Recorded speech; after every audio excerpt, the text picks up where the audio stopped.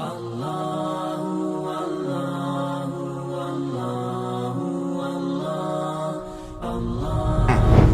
hari ini kita mesti bersyukur kepada Allah Subhanahu wa Ta'ala, sebab di tengah kondisi pandemi ini sebagian lembaga pendidikan layu, kemudian lesu, bahkan ada yang sampai hari ini belum bisa melaksanakan kegiatan dan aktivitas belajar mengajar. Tetapi saya lihat di Ponpes Jihadul Ummah luar biasa.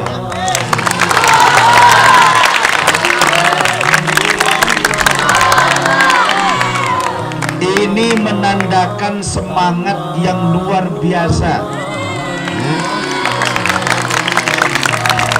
Berarti kitalah yang masih istiqomah berada pada tradisi pesantren, memegang teguh prinsip ilmu pengetahuan.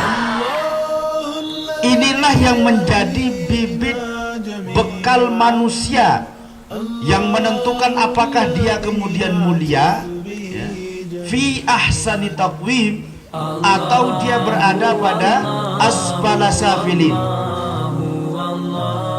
Sejak dahulu sekali nenek moyang kita yang membedakan Nabi Allah Adam alaihi salam dengan makhluk Allah yang lain adalah ilmu. Kurang hebat apa malaikat? Kurang canggih apa dunia jin? Tetapi semua disuruh sujud kepada Nabi Allah Adam alaihi salam. Kenapa? Disebabkan karena Nabi Allah Adam dibekali ilmu pengetahuan oleh Allah. Wa 'allama Adamal asma thumma aradahum. Ini yang membuat Nabi Adam memiliki kualitas yang lebih dari yang lain. Nah, selama manusia kemudian memegang ilmu pengetahuan, maka dia akan mulia, baik di sisi manusia maupun di sisi Allah Subhanahu wa Ta'ala. Allah punya makhluk dan punya titipan yang luar biasa banyaknya. Allah titipkan vitamin C pada jeruk, atau vitamin A pada wortel.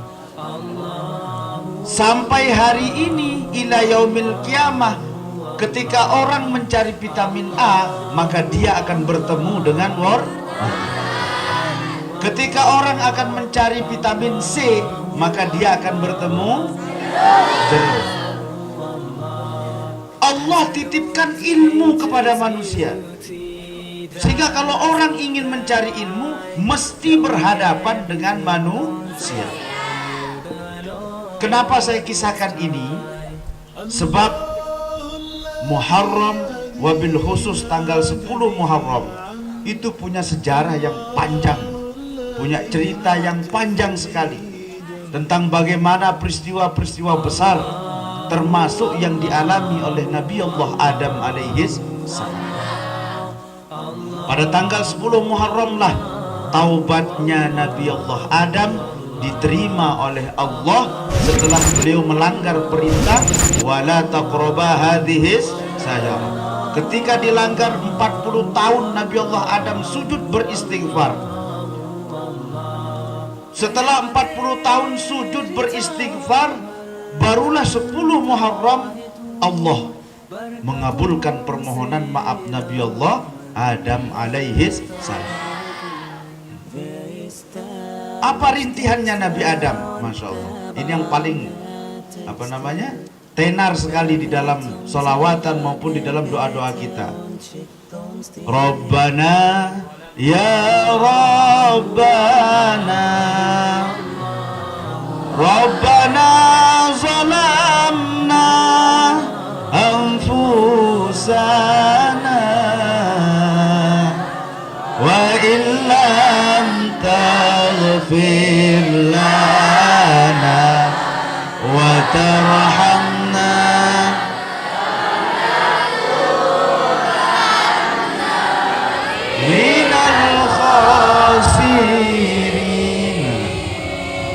hafal. Itu rintihan doa Nabi Allah Adam. Terjadi 10 Muharram. Nabi Yunus juga kemudian diserahkan oleh Allah kepada ikan Nun setelah beliau berputus asa dari dakwahnya kepada umat, kemudian keluar dari tempat tinggalnya dengan rasa yang luar biasa, karena merasa bahwa segala usaha aktivitas dakwah yang dilakukan oleh Nabi Allah Yunus tidak merubah sedikit pun keadaan umatnya, sehingga membuat dia kemudian keluar dari desanya, dari negerinya. Allah tegur ketika naik perahu, kemudian perahunya mengalami musibah di tengah lautan, yaitu kelebihan beban berat kapal muatannya. Akhirnya diundi siapa yang akan kemudian diturunkan atau dilemparkan ke laut. Sampai 3 kali diundi, Masya Allah, yang keluar namanya hanya Nabi Allah Yunus, karena memang sudah dari awal Nabi Allah Yunus kemudian diserahkan kepada ikan Nun. Hei ikan Nun, makan itu Nabi Allah Yunus, makan itu Nabi Yunus. Ini sebagai teguran Allah atas keputusasaannya di dalam dakwah tauhid. Tapi jangan dikunyah. Nanti kalau dikunyah bisa beda ceritanya. Ditelan saja. 40 hari, sebagian riwayat ada yang mengatakan 40 hari 40 malam selama berada di dalam perut ikan. Bertemunya 3 kegelapan. Bertemunya 3 kegelapan. Satu, gelapnya malam.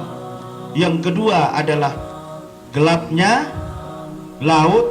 Kemudian yang ketiga adalah gelapnya di dalam perut ikan. Masya Allah.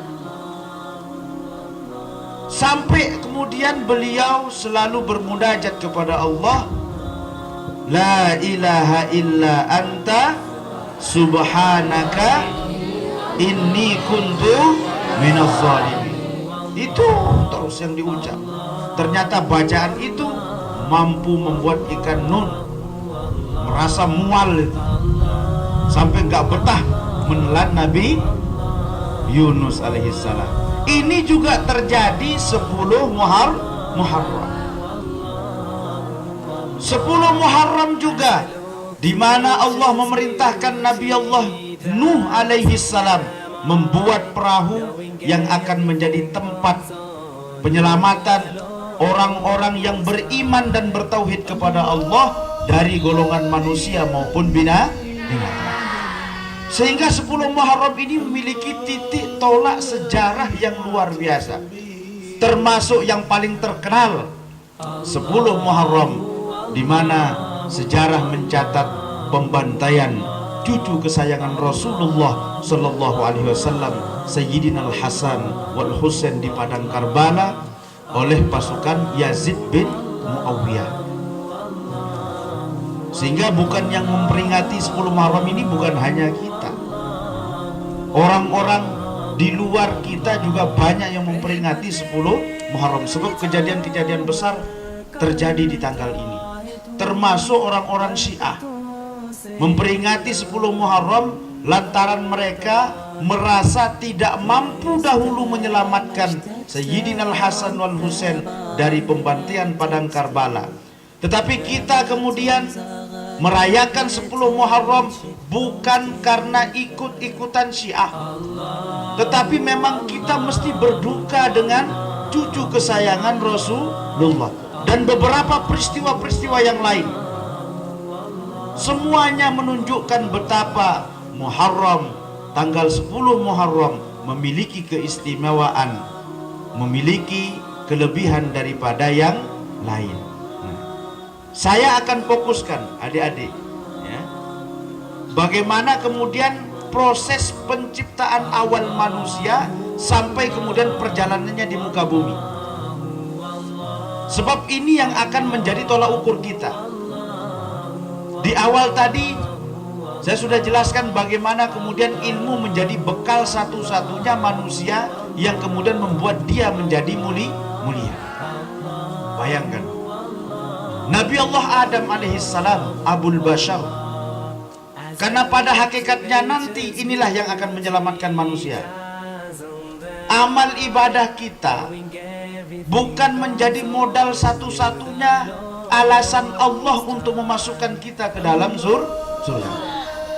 Kalau kita berhitung adik-adik, umur umat Nabi Muhammad tidak akan lebih atau sekitar 60 sampai dengan 70. Kalau kemudian selama umur 60-70 tahun kita berhitung dari mana kita sadar beribadah kepada Allah, katakanlah kemudian prosesnya akil balik.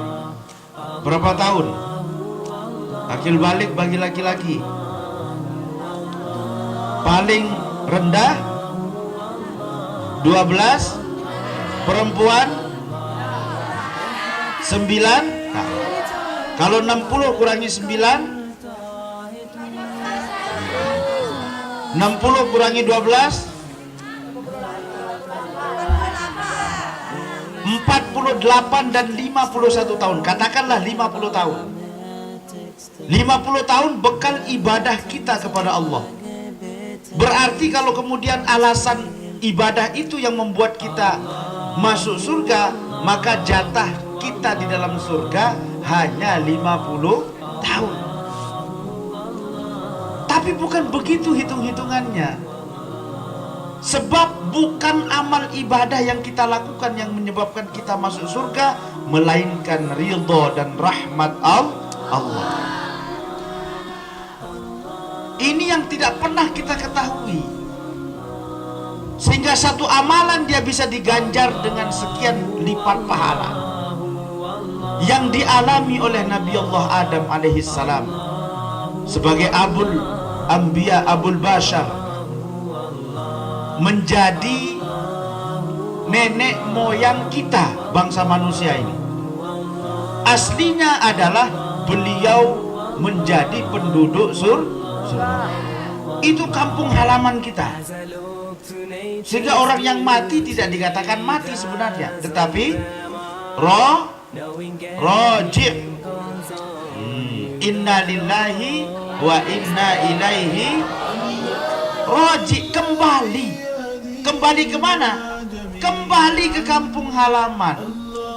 Begitu dulu kemudian Nabi Allah Adam alaihissalam melanggar peraturan yang ditetapkan Allah. Nah, di sini bagaimana godaan yang luar biasa dari syaitan masih kalah dengan godaan Hawa.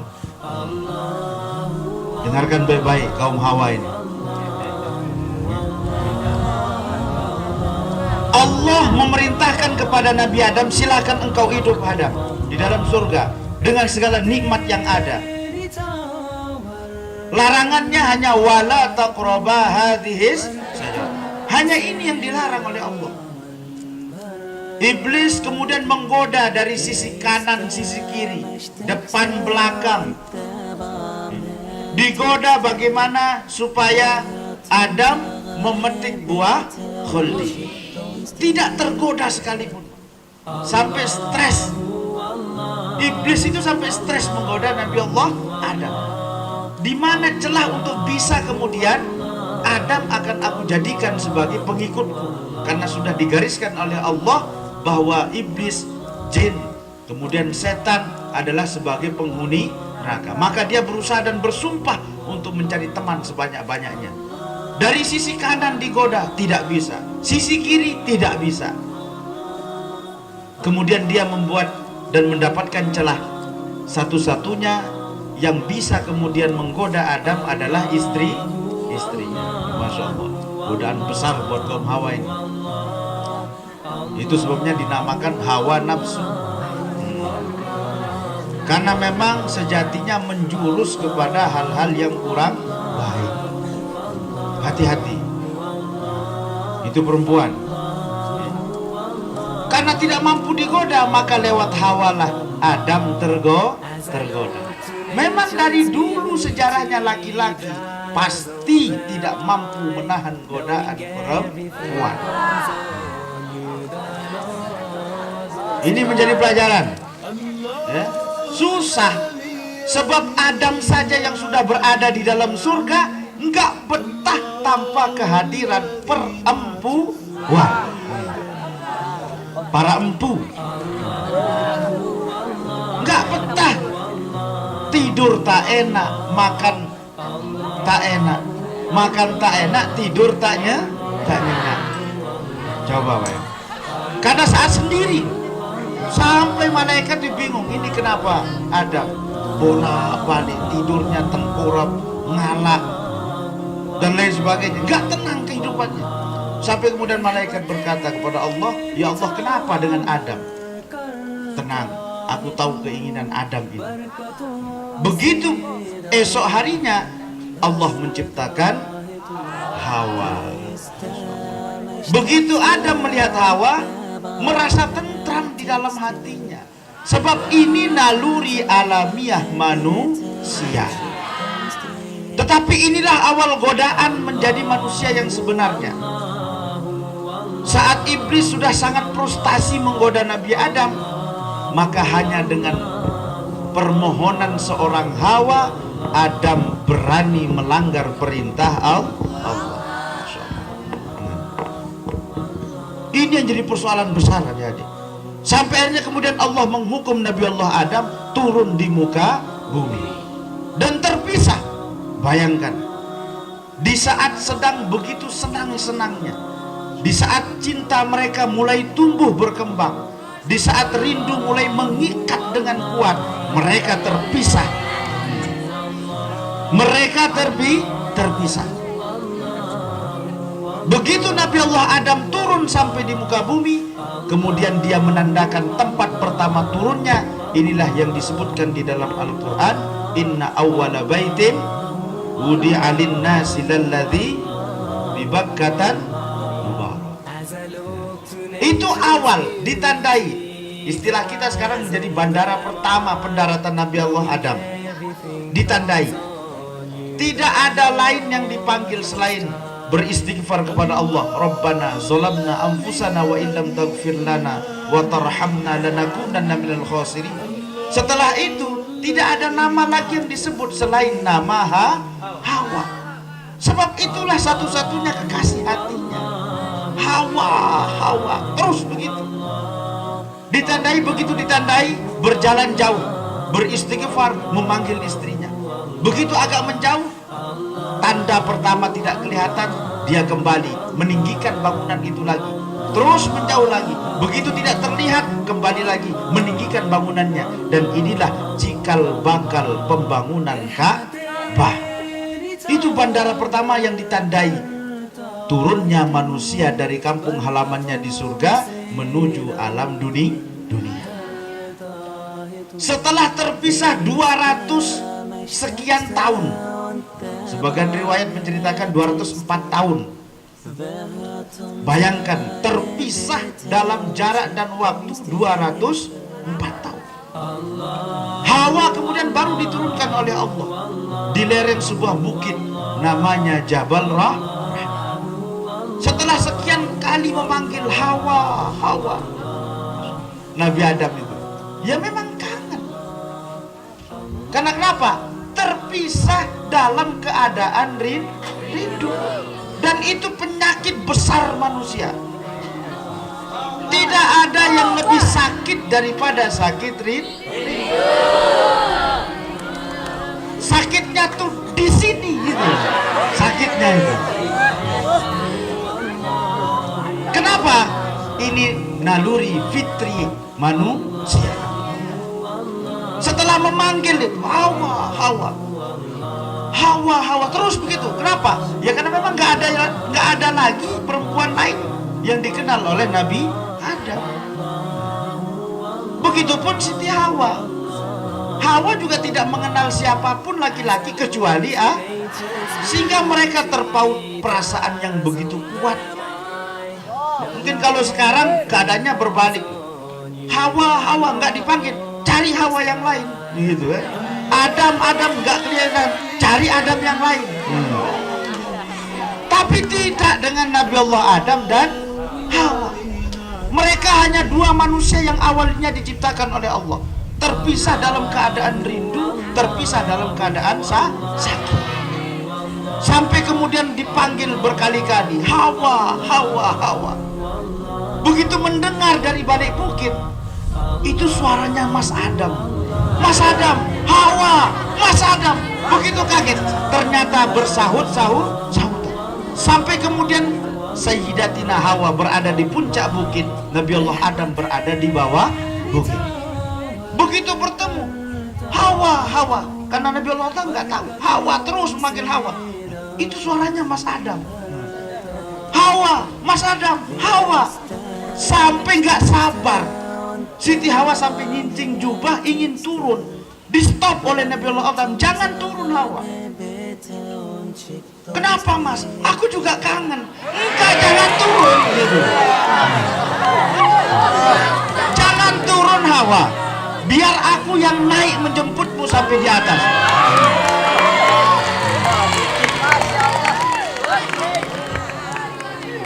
Jangan turun.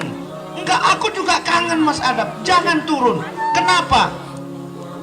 Aku khawatir kelak, wahai Hawa istriku, kalau engkau turun dari bukit itu menjemputku, aku khawatir engkau akan diikuti oleh anak cucu kita, bahwa perempuan mengejar laki-laki. Tidak pantas. Tidak pantas perempuan mengejar laki. Jadilah kalian perempuan terhormat. Jadilah perempuan yang berilmu. Jadilah perempuan yang berakhlak. Jadilah perempuan yang beradab. Jangan risau dengan kehadiran Adam. Tidak hanya satu Adam, akan ada Adam, dan sekian Adam menunggumu turun dari atas bukit. Maka hari ini kesempatan yang baik. Kalian di dalam masa mencari ilmu, thalabul ilmi, tidak boleh kemudian terganggu oleh hal-hal yang tidak penting. Sekarang fokus untuk meningkatkan kualitas di diri, berilmu, berakhlak, beradab. Ini yang paling penting. Begitupun laki-laki, santri putra juga demikian. Kesampingkan dulu urusan perasaanmu suka dengan si A, si B, begitupun sebaliknya. Jadilah Adam yang sempurna dahulu, barulah kamu akan mendapatkan Hawa yang sesungguhnya. Ini barokah dari bulan Muharram. Maka menjadi perempuan ini, Masya Allah, pada saat zaman Rasulullah, barulah kemudian perempuan diangkat derajatnya tinggi oleh Allah. Sebelumnya bahkan perempuan diinjak-injak harga dirinya. Ini saya berikan kisah supaya menjadi pelajaran hidup buat kita, buat kalian semua. Bahkan di zaman Yunani kuno, perempuan itu dianggap tidak ada. Sebuah simposium, catatan sejarah menulis sebuah simposium di Athena. Judul simposiumnya itu, perempuan manusiakah dia? Kurang ajar bangsa Eropa waktu itu. Padahal mereka sudah punya konsep mitologi Yunani, tetapi belum mampu menghargai perempuan. Diinjak, Masya Allah. Begitupun zaman jahiliyah. Bahkan perempuan di zaman jahiliyah dijadikan budak. Bahkan turasu, bisa diwarisi, Masya Allah. Istri bapaknya kemudian menjadi istri anaknya.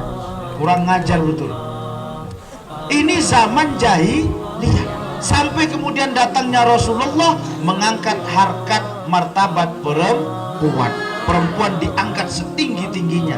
Bahkan surga yang menjadi tujuan ibadah sebagian orang, surga yang menjadi tujuan amal perbuatan sebagian orang, ditempatkan oleh Allah di bawah kakinya perempuan.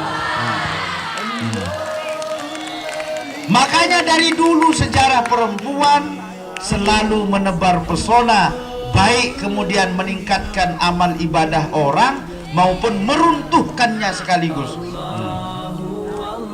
Kuncinya ada di situ, bukan laki-laki. Laki-laki bukan kunci sebuah perubahan peradaban, tapi perempuan. Al-mar'atu imadun bilad, idza saluhat saluhal bilad, fa idza fasadat fasadal bilad. Perempuan kuncinya. Apakah sebuah bangsa dan negara itu bisa tegak berdiri, ataukah dia akan runtuh dengan sendirinya? Perempuan. Dan kita saksikan sampai hari ini. Momentum 10 Muharram ini kita jadikan sebagai refleksi diri. Inilah makna kalimat yang masyhur. Ketika masuk bulan Muharram tahun baru Hijriah, sejarah tahun Hijriah dimulai dari ungkapan Sayyidina Amirul Mukminin Sayyidina Umar bin Khattab, hasibu anfusakum qabla an tuhasabu. Maka ini kesempatan kita untuk mengoreksi diri. Sekarang jati diri kita yang akan kita bongkar habis-habisan, supaya mengerti dan memahami hakikat kenapa kita berada di sini.